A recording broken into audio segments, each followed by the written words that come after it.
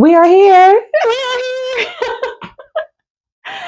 We are here. Look, it don't get no more actually authentic than that. I'm trying to tell y'all. Oh my gosh. Y'all, welcome to Actually Authentic, the blueprint with Awanda and Candace. Yes, we're finally filming our first episode.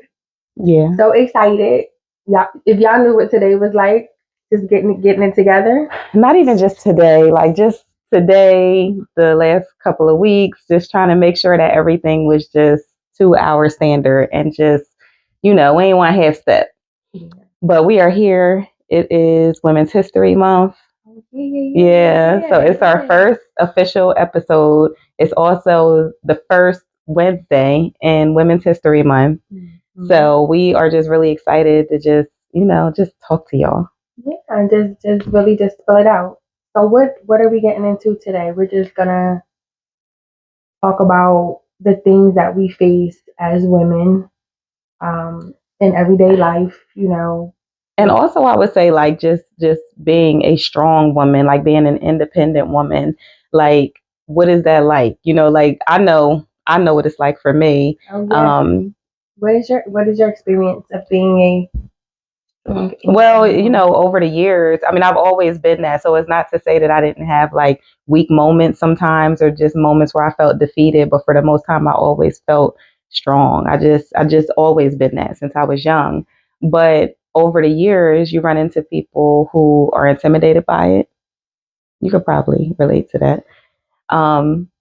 Then you run into people who embrace it and respect it and just like honor it in such a way. Like I just respect that woman's strength because it's not easy. It's not easy being a woman, period. Let's be clear. But, when you have a certain standard that you upholding about yourself, that's not always easy either, but it's a rewarding one. Like, I wouldn't change it for the world. I wouldn't do anything different. Yeah.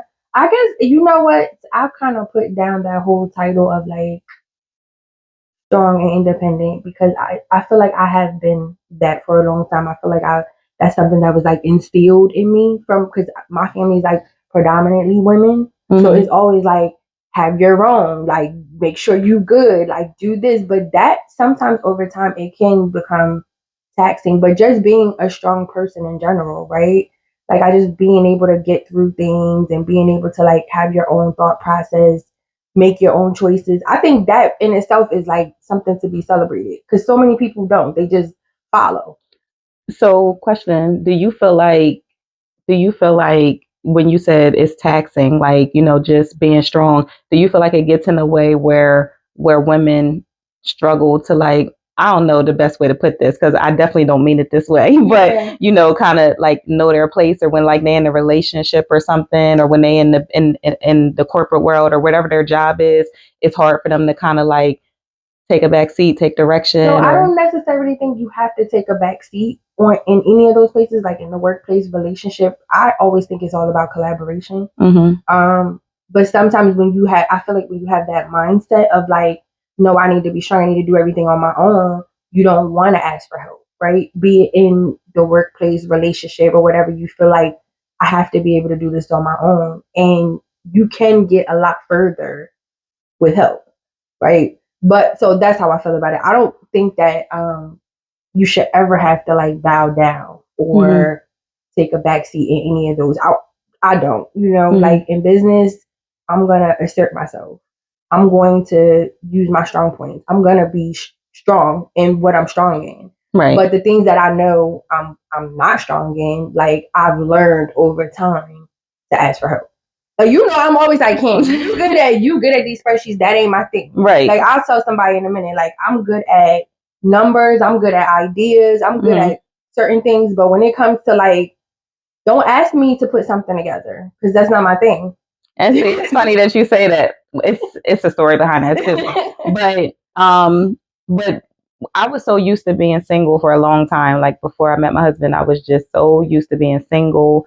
And I just would do everything by myself. Like I remember being 9 months pregnant and lifting like this 100-pound TV. Like, back in the day, you had the big dinosaur TVs. Yeah. I'm talking about this TV was the heaviest TV that ever was created. And I remember being 9 months pregnant and I picked this TV up because I was trying to change stuff around. And I'm talking about my whole stomach was to the left because I'm going to get it done. Like I was that person that's like I'm putting everything together in the house. Like I'm lifting this, I'm doing that. So when I got with a man who wanted to kind of take the lead and do those things, it really was a challenge, believe it or not. Like most, you would think it would be easy to be like, "Woo, you do it." Like I don't gotta do it no more. But it was a challenge because I was so used to, I'll just do it myself. Like I'll just do it myself. No pun intended to him, but it was just more like I'm so used to doing it myself that I'm gonna do it myself. And I also don't like waiting for things to be done. Oh, that's the worst. So it's like, but all of those things are just traits of somebody who's just extra independent, super strong. So I literally had to have many talks with myself to kind of just learn how to just chill out, just let somebody else do it. Girl, that's a struggle. It's still a struggle for me now, like in relationships, because I don't ask for help. I'm still learning to try to like talk to myself like, Wanda, don't, like I feel like men do need to feel needed, right? In a way, like they don't want to be in your life, and it's like, what am I here for? You good on your own, right? But at the same time, we don't want to feel needy either. I guess it's some type of balance there. I'm still learning. I'm still learning on that end. I don't know, but I am learning that it's a good thing to ask for help, and it's a good thing to lean into whoever the person's strength is, right?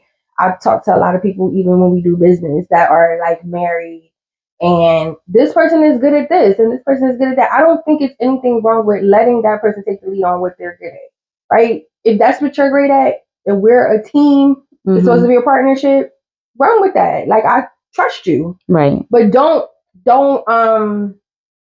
ask me to bow down. I just don't like. Maybe it's the word, or maybe it's. Well, I think when you say bow down, I mean, nobody wants to bow down, but that's a whole nother thing. I feel like that's a whole nother thing for a whole nother day. But when we talk about submission and all of that, we are going to get into that in another episode, but just in terms of submission, because that's also a part of being a strong woman and some of the struggles that we kind of deal with. Especially when you get to a certain place in life, like when you have already experienced certain things, you've acquired certain things. It's like submission. I feel like that person has to be deserving of that. I'm not gonna just submit to anybody. Not at the point where I'm at in my life. I'm not. You have to have something that I can learn from. And again, what am I submitting to? Right. Right. Like if I'm following you, where are we going? Do you have a path? Do you have a direction? You're not about to follow nobody nowhere. I'm not, especially not at this point in life.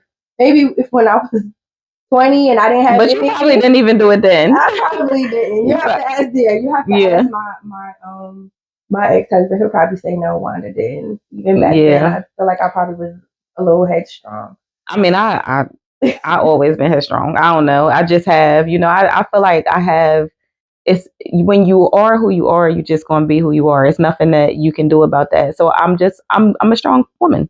I come from strong women. Like the whole lineage, as far as back as I can remember, everybody was strong. So it's just a part. In your mind, what differentiates a strong woman from a weak woman? Oh, easy. No, seriously. What makes it strong? Because like I said earlier, so I'm not going to act like because I'm strong that I haven't had weak moments, like I said earlier. But when you just honestly, I think what differentiates a strong woman from a weak woman is the confidence that we exude. Just the confidence, not only just like walking with your head up high and just knowing that you look good, you the shit, whatever, but just the confidence and decisions that you make and the way that you move, the way you live your life, like just everything, like it's just confidence. I feel like that's the difference, because like the weak women that I've known, and even at a time when I was weak, I lacked confidence. I lacked just confidence. That's the only thing I keep coming back to, because I felt so defeated, and I just felt like. So what do you think made you change? Like what made you change from a weak place to a strong place. Well, that weak place was just a brief stopping point. Yeah, that was just a brief stopping point. Because I remember when I realized that I was weak at that point. I was like, hold on. And I never forget, right? It's funny because I got stories for days, but I remember when I was so unsure too. Like I was so unsure where I've always been a sure person. Like I'm that person that if I'm going out, I'm throwing my outfit on. I don't got to say, why ain't this look good? Is this cute? Should I wear this shirt with these shoes? I don't have to do that because I'm wearing what I'm wearing because it look good and I feel good. So when I got to a point where I was like, it was an ex and I was asking him like, should I wear this belt? I was like that was like the defining moment where I was like, I was just like, oh my God, like I have no confidence. Like I literally feel like crap about myself because why am I asking him like what he thinks about my outfit? But that's because I had already been so, beat down mentally and emotionally that I just didn't feel good about myself anymore. So now I'm in this weak place. Yeah. So I wasn't. Understandable now that I'm thinking about it. And I guess we've all had those moments. I definitely have when I wasn't like completely confident maybe in the way I looked at that point. Maybe even now I gain weight. But you look good. But I still feel like I'm still myself. Yeah. Right? Like I'm still, and I'm past all of that because I just feel like, beauty comes from like multiple different places, and this is life. We're gonna age. Our weight is gonna go up and down. Like there's different factors, but maybe at different points when I was younger, like you said, it was maybe things that were going on that was like maybe weighing on my confidence at that point, but it was just a moment. And I think we all have our moments, right? I guess if I would have to like try to define what I see as like a weak woman versus like a strong woman would be just somebody that is like not true to themselves, right? That like don't stand on anything. Yeah, like stand on whatever it is. Yeah, like whatever it is. Yeah, whatever. Stand on something. Yeah, like whatever you believe, like whatever you believe to be true, or this is how you feel, this is how you want to live your life. Stand on that. But those people that you see that are like they're a different person in front of every person. That's so true. Oh my God. Yeah, like I'm mad. I ain't think of that. That's weak. That's weak to me. Yeah. Like I don't. Yeah. Or even I guess somebody being able to sway your opinion about a person. Like I mean, we're women, so we've been there and done that. Where maybe you might feel a certain type of way about a person if you know certain things about them. But I'm just that kind of person. Like, listen, if it wasn't done to me, I don't know. Like, I give a person a chance to be who they're going to be to me. Yeah. And that's that, you know. Based on, like, somebody else's opinion. Like, yeah. them telling you, yeah. I don't like that. Yeah, it's like, I mean, you get to know them for yourself. Unless it's something that is confirmed, like, yo, this person is just don't talk, don't mess with her. Don't do it. I'm telling you, then I'm gonna take heed. But I mean, if it's just like some old petty girly stuff where it's just like, well, I don't like that. No, because listen, one thing about me, you don't know who's going to be the person that you might have a connection with, and I just try not to close those doors. That is true.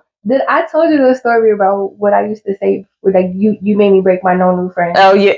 But I remember I was like, I think we were like at my uncle's house for some reason, and I always used to be like, oh, no new friends, like I'm good, like I'm at that age where I'm good with the friends that I have. And I remember my aunt saying to me, don't close yourself off to like new connections. You never know who you'll meet. And she said it, it kind of went in one ear and out the other. I heard her, but it didn't like stay with me. And I want to say maybe like a little while later, me and you started getting cool. And I'm like, ooh, like I still no new friends, but I kind of like her. Like she alright. Like look, even at first you was kind of like, it was like, what? Let me mess with her on a business tip. Let me do that. But then it's like it's one of like when it's that natural connection, that organic connection, is something that you can't deny, and to deny it would be literally to like be closing yourself off to something great. And I'm so glad that we did meet. I'm so glad that you did, break your rule of no new friends. Well, you know why I'm with a new friend, no new friends? Because people are weird. No, people are. Like, they're like, and so the friends that I have, like, I'm just super comfortable with them because I've known them forever. So I know all their quirks, right? I know that I can deal with it. But some of the stuff with some of these new people that I come in contact with, I'm just like, yeah, like, no.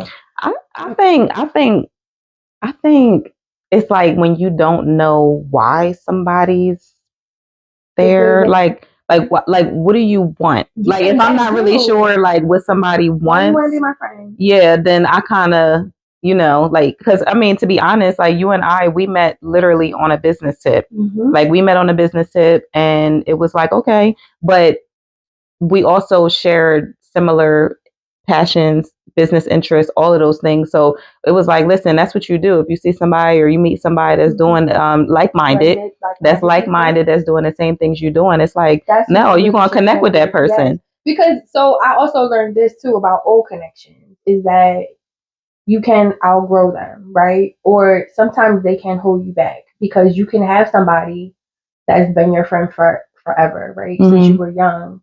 And it's like you're steadily trying to keep this connection going, but like you just said, y'all not like-minded. Yeah. Y'all don't have anything in common anymore. Like, this might have been your friend from high school, and now you're a totally different person.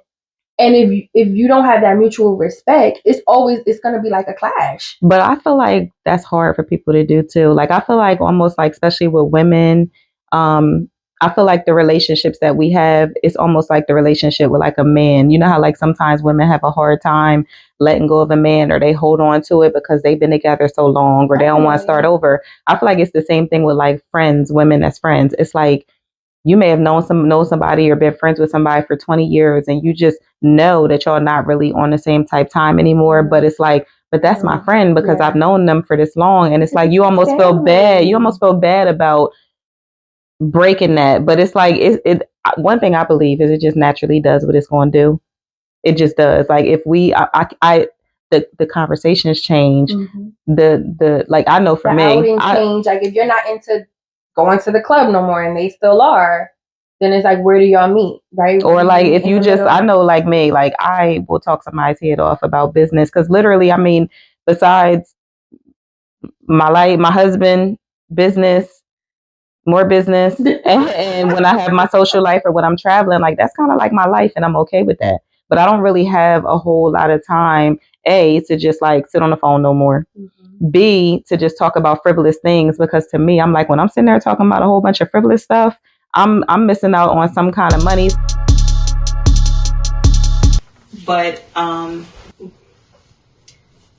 if the conversations is not doing what it needs to do, like in a nutshell, it's just not, that's what kind of lets me know that I have evolved to somewhere else, and I'm just not going to sit there. It's like you almost just can't even sit there and have the conversations anymore with somebody who you're not in line with, or who you don't have, y'all don't think the same.